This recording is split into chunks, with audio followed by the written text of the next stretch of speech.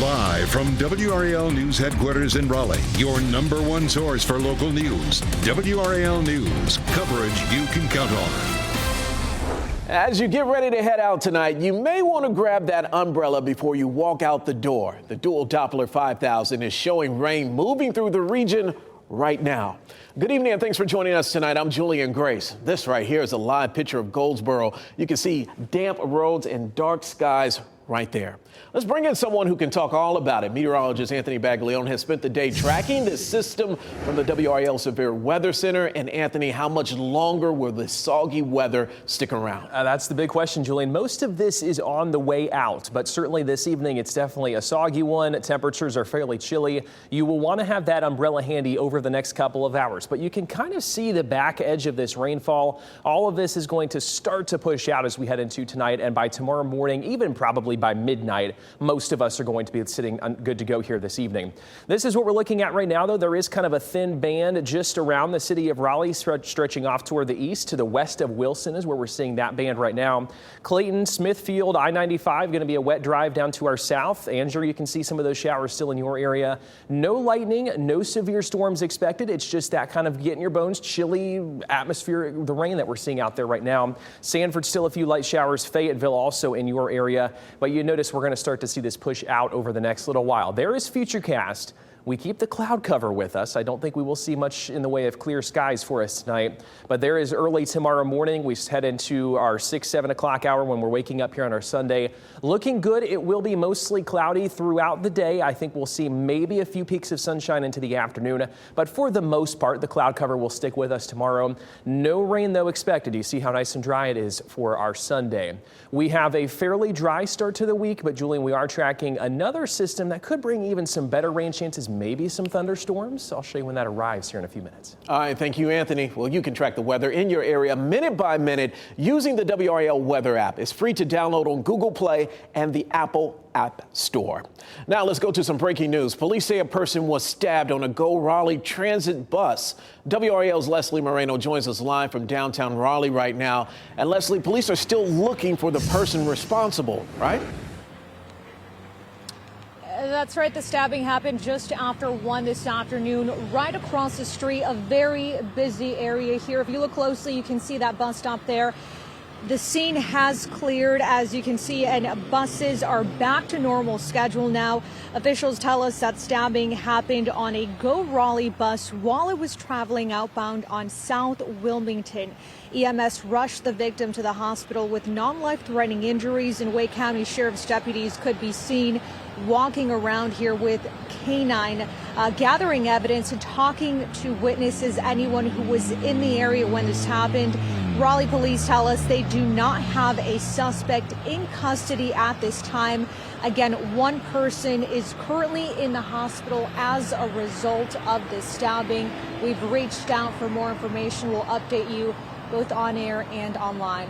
Julian. The investigation continues. Leslie Moreno reporting live in Raleigh tonight. Thank you. Millbrook Magnet High School in Raleigh had extra security at its basketball game today. That's after a student from another school brought a loaded AR-15 semi-automatic rifle to a game on Thursday. Fans were only able to carry clear bags to this afternoon's playoff game against Jordan High School and had to unzip all jackets and coats.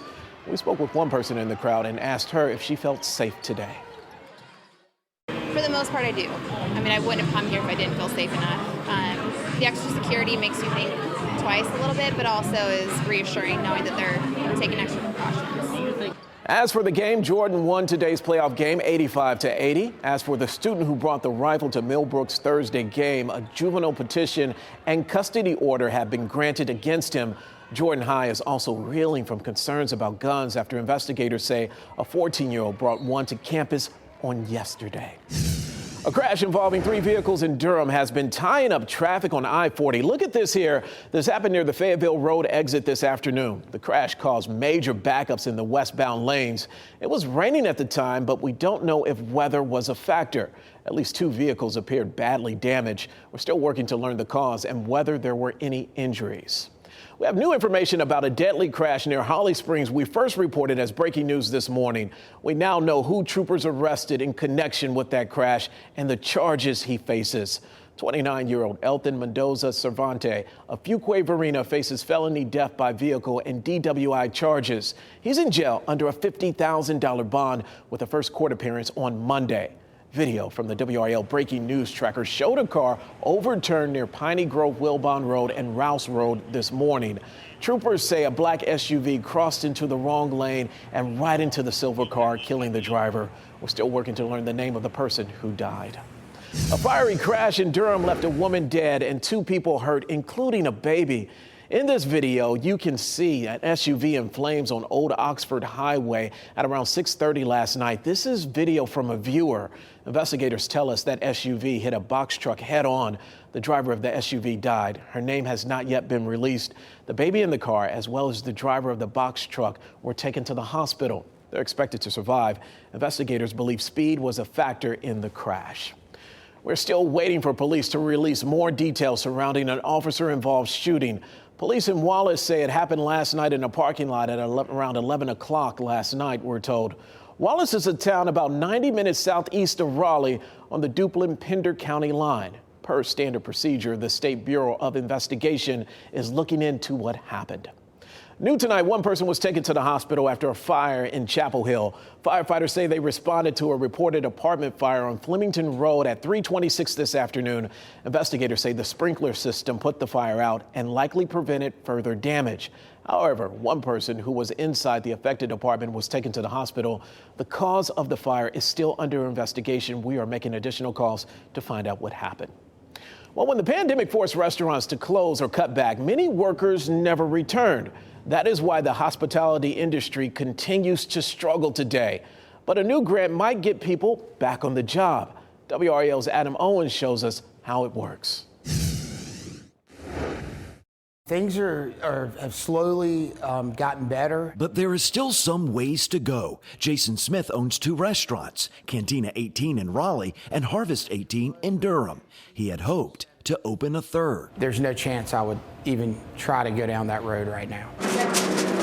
He is dealing with supply chain issues and inflation. And of course, the staffing crisis, it feels like it's kind of set in and a little bit here to stay. Many workers left the restaurant industry during the pandemic. They took other jobs, and some have not returned.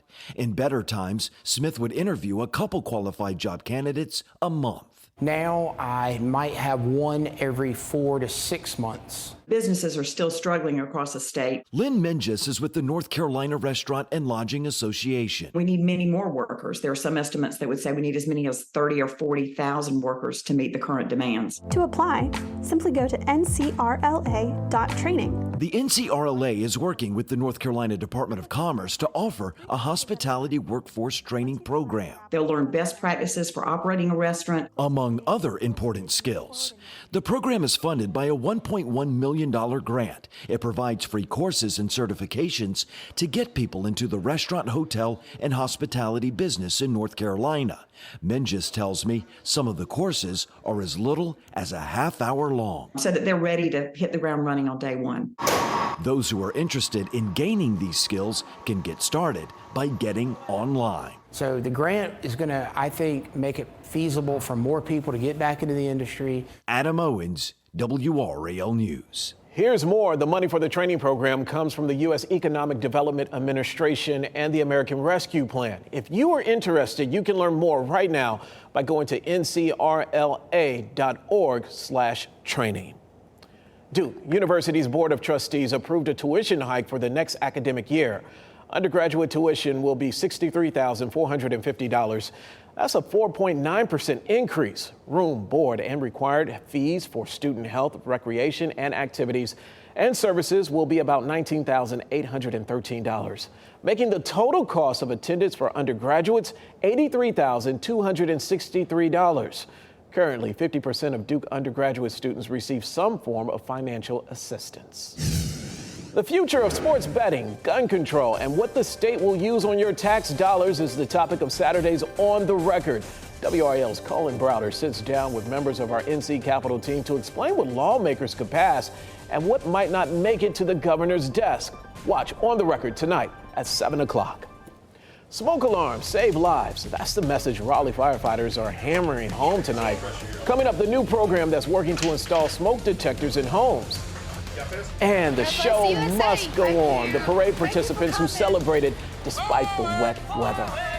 And as we head into the break, a live look at Top of the Hill in Chapel Hill tonight. Rain continues to push through the area. Meteorologist Anthony Baglione will time out when it will stop. Coming up.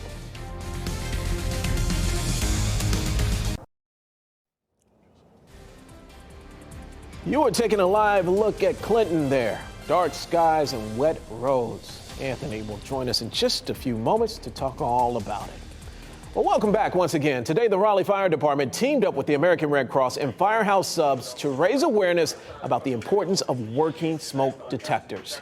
Firefighters and volunteers spent time this morning in the Stony Brook North community.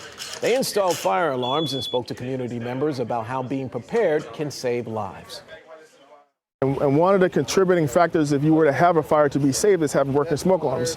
In those homes, we found that not having working smoke alarms was a contributing factor for folks losing their lives. So by going out into these communities today, we're increasing the possibility of someone surviving a fire by 50% by having working smoke alarms. Because you only have a very short amount of time to get out of your home if you were to have a fire.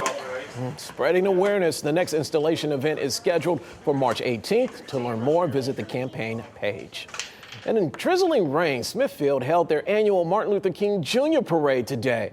It was a small crowd of spectators, but what they lacked in numbers, they made up for in support as they waved to the enthusiastic group of marchers, dancers, and drivers who traveled the 4-block route down Market Street, which is Smithfield's main downtown roadway.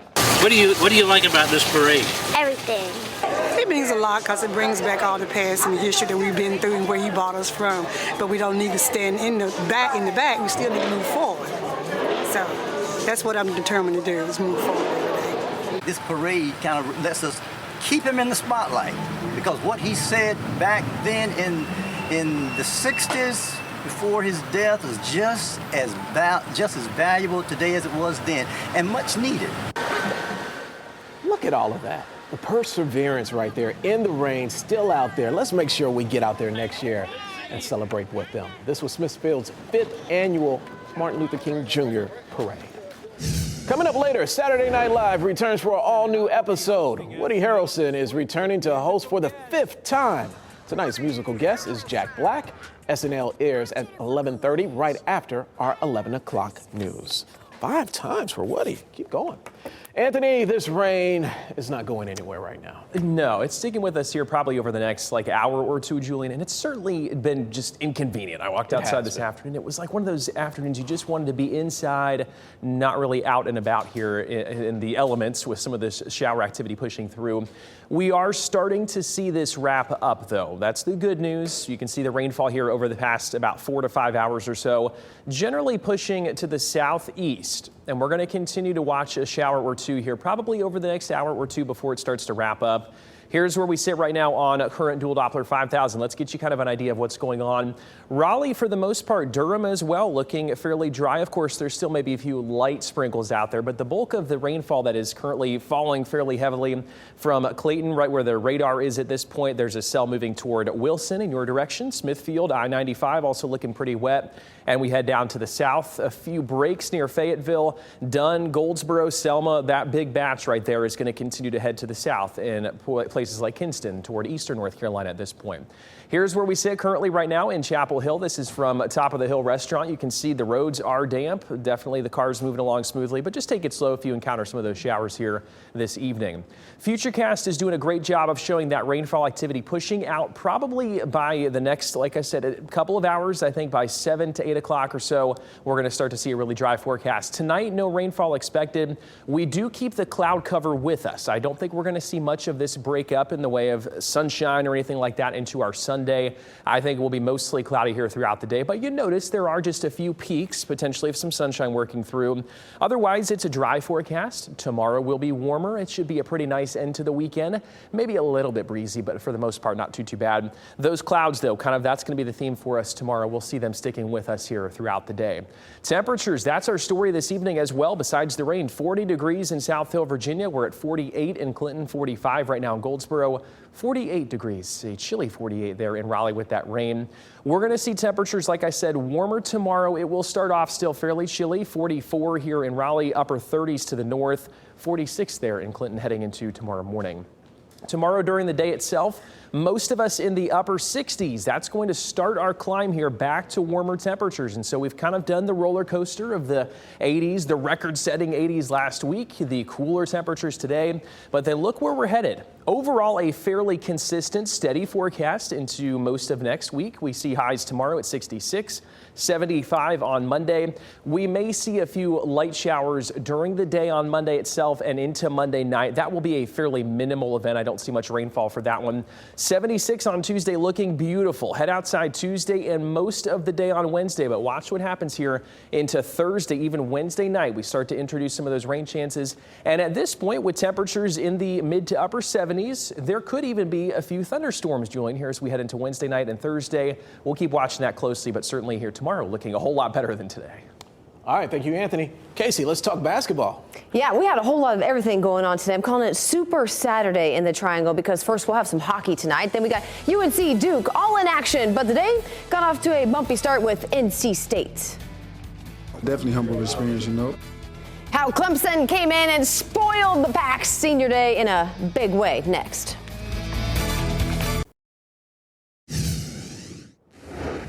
A 14-point loss to Clemson back in December felt like a turning point for NC State, winning 8 of the next 9. Now, they've solidified themselves as a tournament team, but today, on senior day no less, it was a chance for the Pack to get back some sweet revenge against the Tigers with a little something extra on the line. A top 4 spot in the ACC, which would mean a double bye come conference tournament time. Let's get you out to PNC Arena. Kevin Keats has had his team pretty immune from letdown spots, but didn't like how this one started. Clemson on fire from the outside in the first half. P.J. Hall, he's going to knock down one. And then check out Brevin Galloway. A 3 and the foul, plus a technical on Keats. This was all in the first few minutes, and it was 19-6. Clemson to start. State, though, trying to refocus. Check out the ball movement here. The extra pass is a great pass. Quavion Smith, the 3. Smith finishes just 10 points. It was 54-29 Clemson at the half. NC State fought and fed big man DJ Burns to the end in this one. Team high 24 points for DJ, but Clemson had answers for every single Pack run. Ian Shiflin, the dunk in transition, just not the Wolfpack's day. 96-71 the final. State finishes 15-2 on home court this season.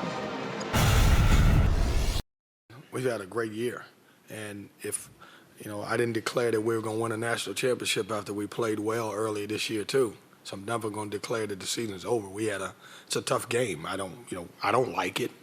I'm sure they don't like it, and I'm glad they feel that way. But we have to move past it, and we got to figure it out. That's what it is. One thing I will say about this team, we haven't gotten too high or too low. And, we've been able to look at the games for what they are, and we had to figure it out. And Clemson was better than us today. They were better than us. Definitely humble experience, Clemson's a really good team. And, man, it shows you when we're not locked in, we can get beat. Any team can get beat. So, man, we got to go watch film and learn from it. Just bounce back, come back with some grit, come back with some intensity. Just bounce back. We've got a big one in Chapel Hill, just underway, North Carolina, with a huge opportunity against number 6 Virginia. Right now, this one is 18-10 in favor of the Tar Heels. Pat Welter will have a full recap coming up tonight at 10 and 11. Duke is rounding into form with 3 games left and on a 3-game winning streak. Tonight, the Blue Devils looking for a bit of a revenge against Virginia Tech. Blue Devils lost by 3 a month ago when Hunter Couture hit 5 of the Hokies' 10 3-pointers, while big man Grant Basile dominated down low for 24. John Shire says defense will be the factor tonight. for us, it's really staying true to who we are as a team, and we want to defend the three-point line, of course. They're going to make some threes, is what they do, but can't give up layups. You can't give up layups and win big games. And so for us, building our identity, that's something we've talked about. We need to continue to do, even if it's a team that shoots a lot of threes like a Virginia Tech. Let's take a look at some of the other scores. Radford holds off Campbell 67-65 in regular season finale action, and NC Central clinging to a 3-point lead over Howard at last check late in the second half. Women's hoops, Jock Curtis and his Shaw Lady Bears playing in the CIAA title game, taking on Elizabeth City State. That's Tanisha Lewis of Southwest Edgecombe and NC State fame. Her Vikings led from start to finish. The Bears' Brittany Seymour would have a great tournament. She led Shaw with 9 points in this one, but the deficit just too big. Syrian Pitts of Fuquay-Varina for 2. She finishes with 8, and Elizabeth City State 55-40. They win it, CIAA champions. Well, check this out. This is what it looks like when the changeover crew goes to work after a state basketball game getting ready for tonight's Hurricanes game. Boy, these guys kill it. Just 2 hours and some change to go from hardwood to the ice. Now, the Canes on the second of a back-to-back hosting Anaheim. Carolina extended its win streak to 5 games after a 4-0 shutout last night over Ottawa. Hurricanes are 1 win away from sweeping a 5-game homestand for just the second time in franchise history. And finally, tonight, yes, you are looking at snow at Auto Club Speedway in Fontana. For those unaware, that's in Southern Cal. Cup Series qualifying and practice canceled today. Weather looks a little bit more promising tomorrow, Julian, but it's crazy to see snow falling in Southern Cal. It's just outside of Los Angeles. Yeah, I want no parts of that. Thank you, Casey, and thanks for joining us tonight. Next on NBC Nightly News, the dangerous weather moving east after slamming the West Coast.